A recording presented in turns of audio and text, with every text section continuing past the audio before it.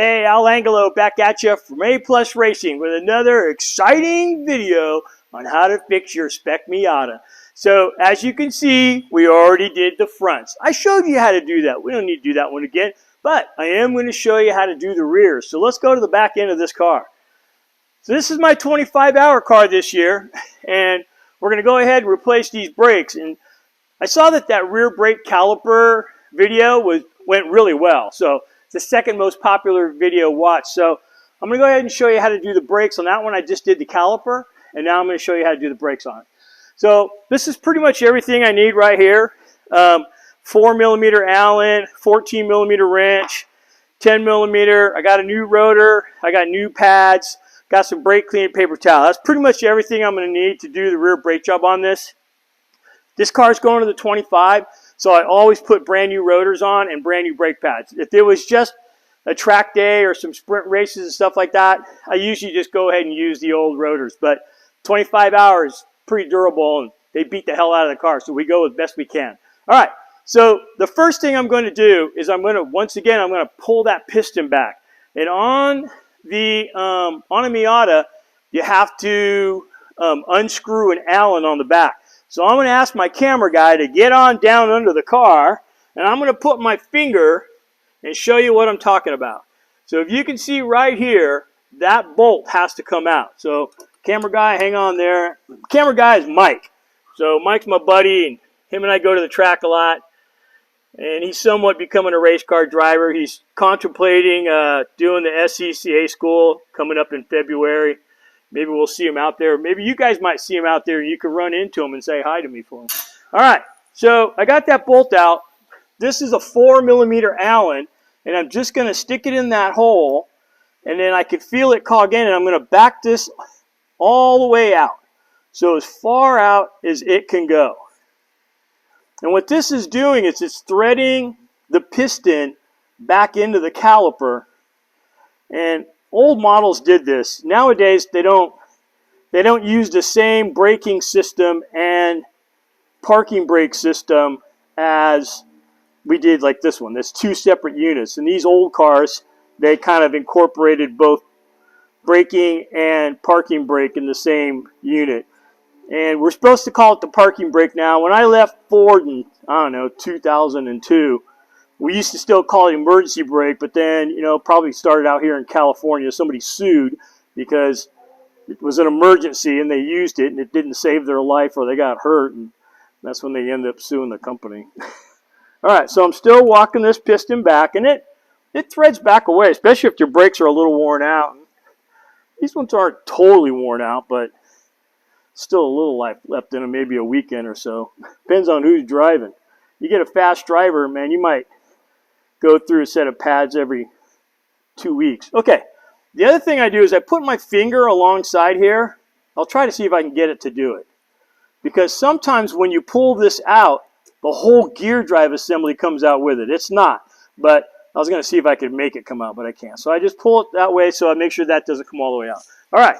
So the next part back there is I'm going to go ahead and thread this little guy back on there just so that little gear drive doesn't fall out while I'm doing the rear brakes. So I'm just going to thread that on there a little bit. Okay.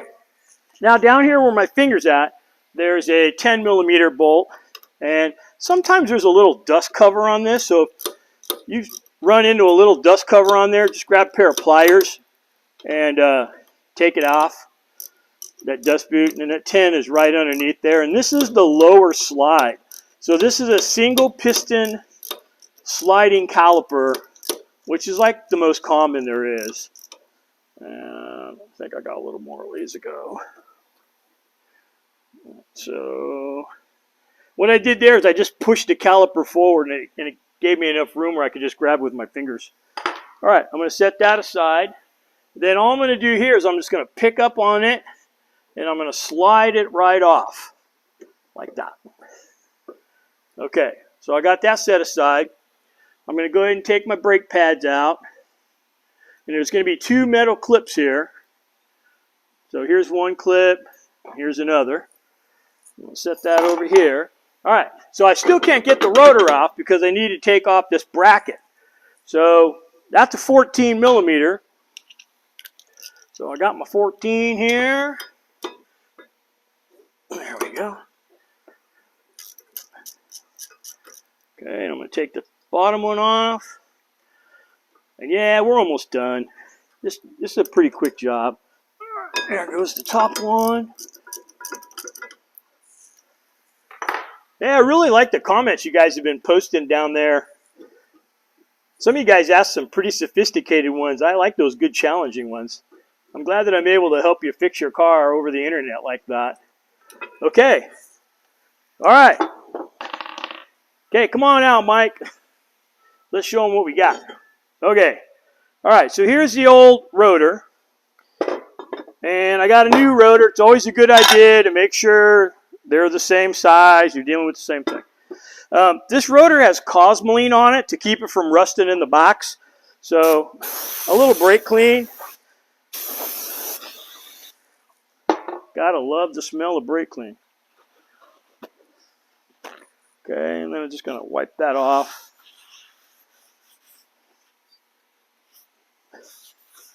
Okay, that looks good.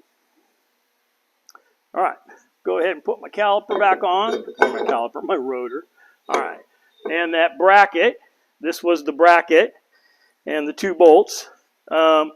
So it's a good idea to clean this little part off right here. If it's all rusted, take it to the wire wheel or take some emery cloth and wipe that off, get that cleaned up. Okay, so I'm going to go back on. Mike, get back onto the car. I tell you, trying to hire a really good camera person for free is difficult these days. All right, I got that one started.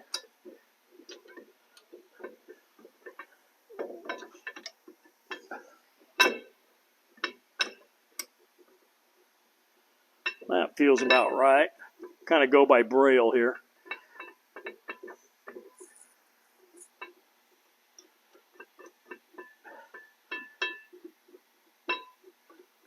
Okay.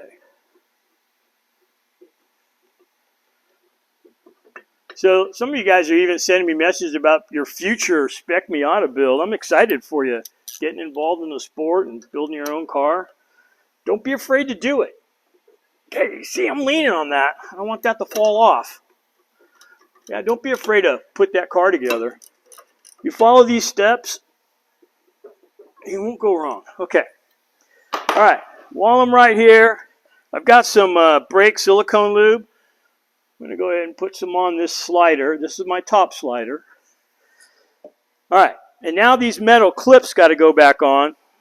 And on the top one, what I do is I put a little bit of this grease in here, and then I go ahead and grease where the pad is going to ride, okay, like that. And the reason why I did it underneath, check it out, the trick. Because when I put it up here, honest, there it goes. Ta-da! It sticks. Okay, so I'm going to do the same thing with the bottom one. I really don't need to grease the bottom of it because its gravity is going to be my friend here. It just stays on there. Okay. All right. That part's done. Okay. I'm going to go ahead and put my pad on. Hawk Blues. Gotta love those. Okay. So I put it on there. And hopefully I'm not going to have a problem here. Sometimes Hawk Blue gets a little crazy with the paint. And I've had them where they put the paint on so thick that sometimes it makes it hard to get the pad on. So if you do run into one where like the paint down in here, or like I can even see there's a little material in there, you might have to grind that out a little bit or take it down. These ones look pretty good. All right, so that was the inboard pad. And now there goes the outboard pad, okay? And that looks all pretty good, all right? So now I'm going to take my caliper, and I already lubed that top pin. I'm going to slowly bring it down. Pretty sweet. Okay, I got my bottom slider to go. It's pretty clean, so I'm just going to wipe it off. Like I said, if it was rusted or anything, take it over to the wire wheel or some emery cloth, something like that. I'm going to put a little bit of the good stuff on there. Okay. We're going to slide it in here like that.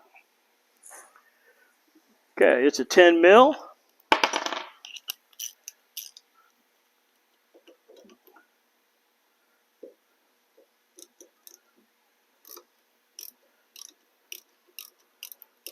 All right.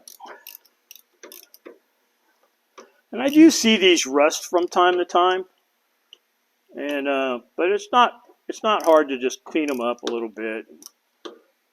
I know there's that guy out there. How come you don't have any ratchet wrenches? School doesn't buy them.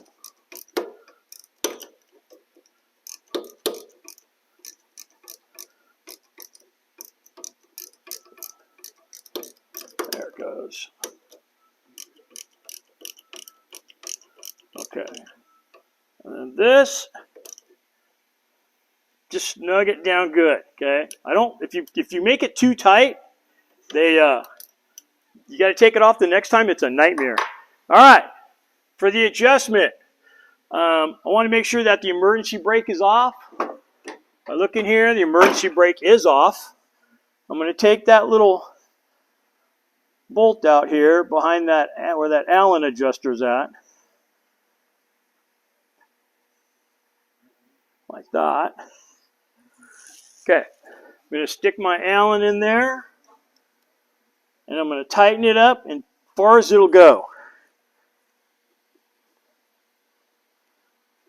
Till it stops.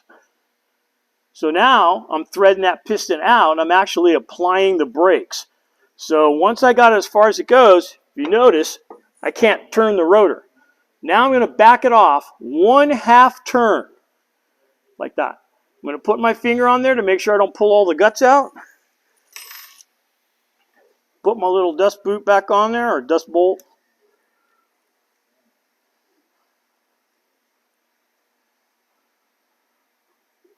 And we're almost finished. Almost done. Okay. Step on out, Mike. All right, taking my 14mm wrench. I'm just going to snug that down. Don't go crazy tightening this thing up, man. The kids in my class go nuts tightening this thing. And, man, it's really hard to get it off. They round it off and causes all kinds of problems. All right, there we go. Perfect brake job, ready for the 25-hour. Ready for us to put this car up in first place again at 25. Hey, thank you for subscribing. I hit 400 subscribers today in 2.5, 3 months. I think that's great. All because of you guys being a part of it. Thank you for all your comments. I'm glad I get to answer them. I look forward to answering them. So if you have any questions, don't hesitate to ask me one of them. I hope I get to see you at the racetrack, and have a great day. Bye now.